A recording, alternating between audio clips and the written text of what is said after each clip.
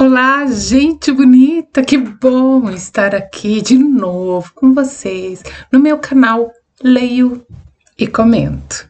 E hoje, continuando a leitura do e-book da autora brasileira Lícia Barros, o livro é um romance de ficção com uma forte temática cristã e chama-se A Bandeja, Qual Pecado Te Seduz? Vamos continuar. Angelina, ela volta para casa completamente destruída.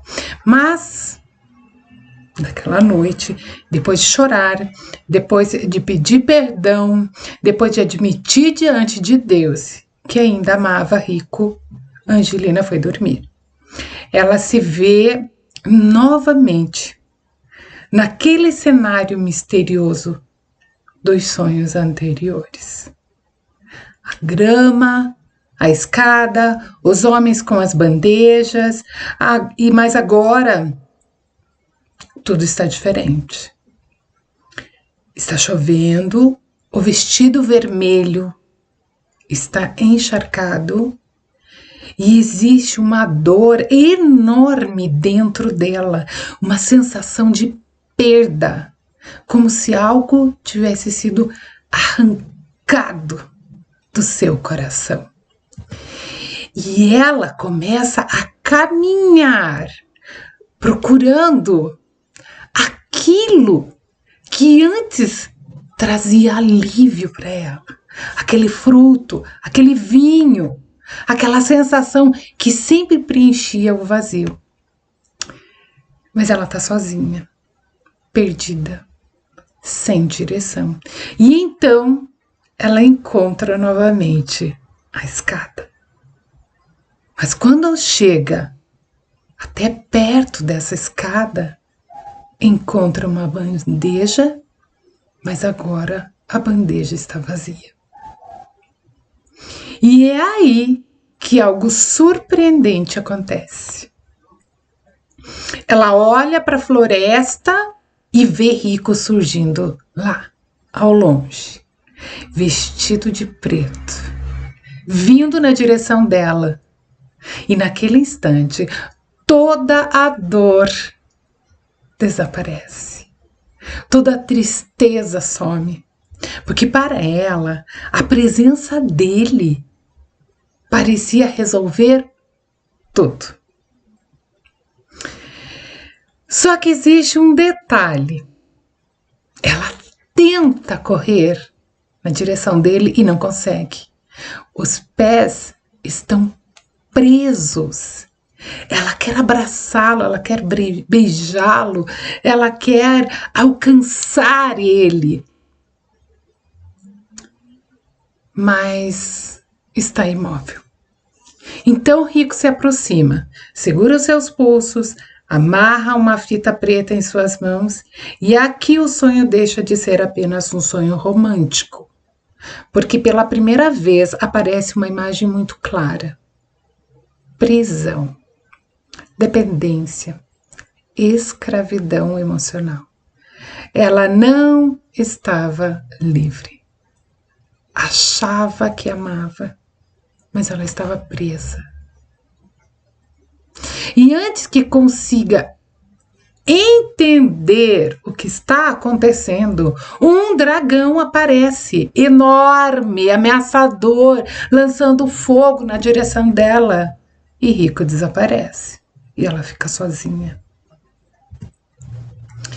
Mas exatamente quando tudo parece perdido, surge um cavaleiro, montado em um cavalo, com um arco, com uma coroa, e se coloca entre ela e o fogo. O dragão ataca, mas o fogo não a atinge. Porque alguém está lutando por ela. E quando Angelina acorda, ainda não entende completamente quem era aquele cavaleiro. Mas muito em breve ela vai descobrir. E quando descobrir, vai perceber que Deus estava falando com ela havia muito mais tempo do que ela imaginava. O sonho não está falando apenas de um romance, está falando de uma batalha espiritual. E essa interpretação começa a ficar ainda mais clara quando Angelina vai à igreja. E ela ouve a pregação do pai da Natasha, a sua amiga, que ainda está viajando. Ali ela ouve uma mensagem que atinge exatamente o seu problema. Ela é, ou melhor, não é mais uma pregação sobre comportamento, não é uma mensagem sobre namoro e nem sobre regras. O tema é idolatria. E o pai da Natasha faz uma afirmação muito forte na pregação.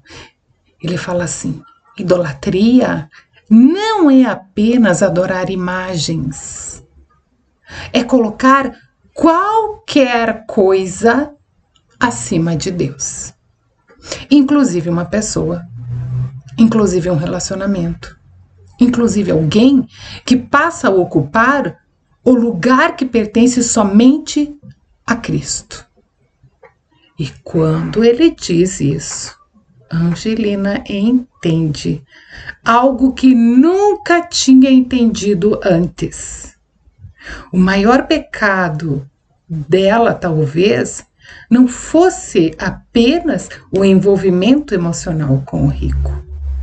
O maior problema era ter transformado o rico no centro da própria vida. E o pregador ainda diz: pessoas sempre vão nos decepcionar. Se você está sendo destruído porque alguém te decepcionou, talvez o seu foco esteja na pessoa e não em Jesus. Angelina recebeu a revelação espiritual e agora eu pergunto para você: o que será que ela vai fazer? O que você acha? Vamos ver. A história não termina na igreja. Angelina volta a ficar centrada, acreditando que finalmente entendeu o que estava acontecendo. Ela começa a ler a Bíblia, a passar mais tempo com a família, retoma algumas amizades e pela primeira vez reconhece que Rico ocupava um lugar em seu coração que deveria pertencer a Deus. Parece o início de uma mudança. Parece. Mas então ela retorna para o campus. E basta chegar para que todas as lembranças voltem. Cada corredor, cada sala, cada lugar, tudo lembrava Rico.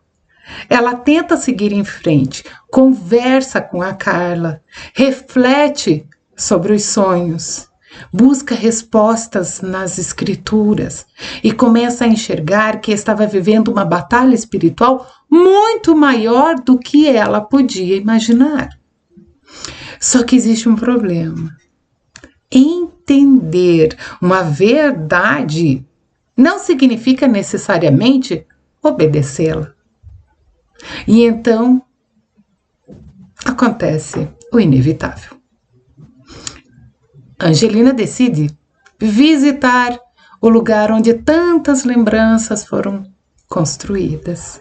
O terraço, o lago, o local dos encontros, e quando ela está ali, ele aparece.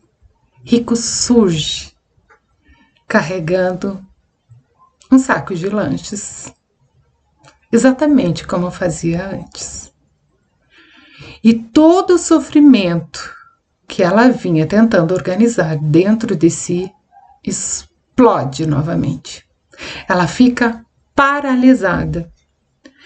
Não sabe se corre, não sabe se o abraça, não sabe se o odeia, não sabe se corre, não sabe se o ama. Porque, na verdade, ela ainda o ama. E é nesse momento que Rico resolve contar a sua versão da história. Segundo ele, tudo começou muito antes de Angelina. Ele estava envolvido com uma mulher rica e mais velha. Uma relação construída por interesse, dependência financeira e mentiras. Quando conheceu Angelina, diz que se apaixonou de verdade, mas continuou escondendo que realmente ele era.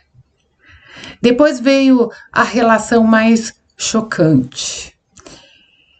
E nessa relação com ela, ele vem e revela. Ele admite que já era comprometido. E ainda mais, admite que ele casou. E explica que passou todo aquele tempo mentindo para ela. Angelina escuta tudo e a cada nova informação sente o chão desaparecer sobre os seus pés. Porque aquilo que parecia uma história de amor agora revelava uma sequência enorme de enganos. Mas então acontece algo inesperado. Em vez de ir embora, em vez de encerrar aquela história, em vez de proteger o próprio coração, a Angelina permanece. E é aqui que o capítulo deixa uma das lições mais duras. Porque ela tinha recebido alertas, tinha recebido sonhos, tinha ouvido a palavra, tinha reconhecido a idolatria. Mas mesmo assim, diante da presença dele, tudo aquilo parece desaparecer por alguns instantes. E quando o rico a beija, ela desiste de lutar. E se você gostou deste capítulo, deixe seu comentário, curta, deixe seu likezinho, compartilhe.